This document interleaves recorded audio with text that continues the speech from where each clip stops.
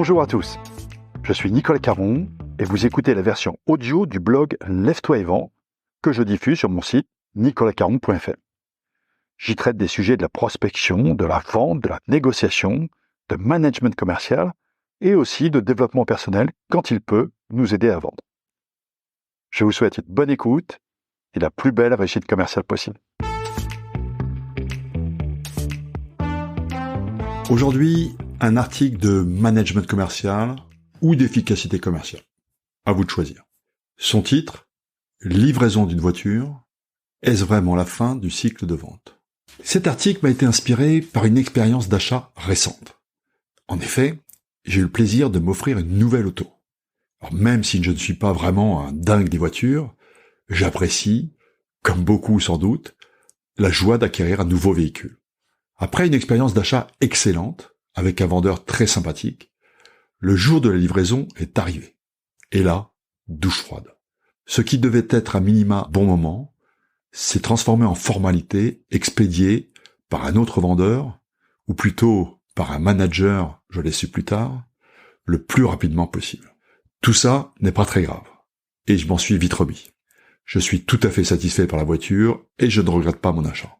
Mais tout de même, après quelques jours de réflexion, je suis encore surpris par cette négligence vis-à-vis de la livraison d'une voiture neuve, qui devrait être une étape de la vente aussi soignée que les précédentes, et se transformer ainsi en formidable tremplin pour la suite. Alors, voici les 3 choses que j'aurais envie de dire au manager de cette concession si j'avais l'occasion d'aller boire un verre avec lui en toute amitié et sans prétendre être un spécialiste du marché automobile. D'abord, je lui parlerai d'Yves Carcel. Je ne le connaissais pas personnellement, mais j'ai eu le bonheur d'assister à une conférence sur l'industrie du luxe, à laquelle il participait en tant que PDG de Louis Vuitton. Cette prise de parole date de 10 ans, avant sa disparition. Mais je me souviens encore de ce personnage au discours aussi simple, direct et clair que sa marque est prestigieuse.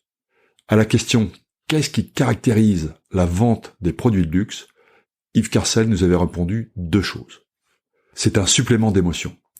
L'émotion qu'on ressent quand on offre ou quand on reçoit en cadeau un objet dit de luxe. C'est ce qui le différencie des autres objets.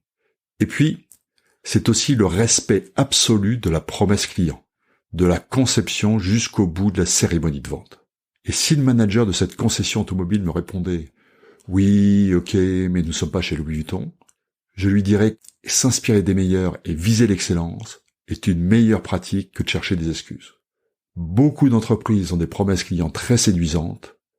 Les entreprises de luxe les respectent. Ensuite, j'essaierai de le convaincre que la vente commence vraiment avec la suivante. Même si je n'ai jamais vendu de voiture, j'ai quand même l'impression que le métier de commercial dans le secteur automobile consiste pour l'essentiel à recevoir des acheteurs potentiels déjà convaincus par un modèle ou hésitant entre 2 ou 3 marques. La tâche du vendeur consiste alors à concrétiser une décision bien avancée et compléter l'achat du véhicule par le plus de services et de périphériques possible. C'est déjà pas mal, certes.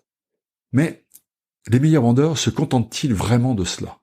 Ma conviction est que dans ce secteur, comme dans beaucoup d'autres, on confond encore trop souvent prise de commande et développement commercial. Ainsi, je tenterai de pousser ce manager à rappeler à ses vendeurs que le véritable objectif est la deuxième vente. La deuxième vente qui sera faite auprès de ce client en particulier pour sa voiture suivante, ou celle qui sera faite auprès de ses amis à qui il aura vanté l'excellence de son expérience d'achat. Quand on fait du commerce, il est facile de faire venir les gens une fois, mais ce qui compte vraiment, c'est qu'ils aient envie de revenir une seconde fois. Enfin, je lui rappellerai que suivre son client, dans la durée, n'est pas une faute lourde. Pour atteindre l'objectif de la deuxième vente, ce qui se passe pendant l'expérience d'achat est important, certes, mais sans doute pas suffisant.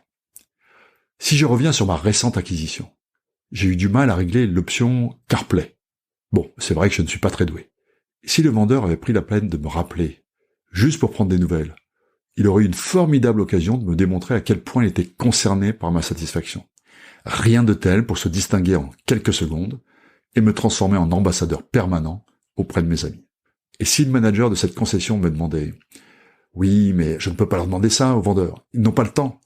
Eh bien, je lui dirai que comme partout, les meilleurs sont toujours ceux qui font ce que les autres n'ont pas le temps de faire. Je vais en rester là sur cette expérience d'achat automobile, en précisant bien sûr que je m'appuie là sur un cas particulier et qu'il ne faut pas le généraliser abusivement. Différentes concessions peuvent organiser les livraisons différemment, et ce qui s'est passé dans cette concession en particulier était peut-être exceptionnel. En revanche, je pense qu'on pourrait sans doute généraliser les 3 suggestions précédentes à la majorité des secteurs d'activité. Que vous vendiez un crédit, une prestation de conseil, un bien immobilier ou un système de domotique, ce qui se passe pendant et après la livraison est primordial. De nombreux vendeurs sont encore formés à la conclusion de la vente. Parler de conclusion, alors qu'on vient d'obtenir la confiance de son interlocuteur, est quand même un peu stupide, non? Il ne s'agit pas de conclure, mais de commencer, de construire, de développer, d'enrichir une relation, pour qu'elle dure, pour qu'elle soit la plus satisfaisante possible pour les 2 parties. C'est d'ailleurs pour ça que j'ai intitulé une des parties de ma conférence Lève-toi et vends, arrête de conclure. Bref, la livraison devrait être le commencement, certainement pas la fin. Voilà. Quels que soient vos secteurs d'activité, je vous souhaite de faire de vos livraisons les meilleurs tremplins de prospection possible. Et voilà, c'est tout pour aujourd'hui. Si vous voulez en savoir plus sur mes livres ou sur mes conférences, rendez-vous sur nicolascaron.fr. D'ici là, bon business à tous.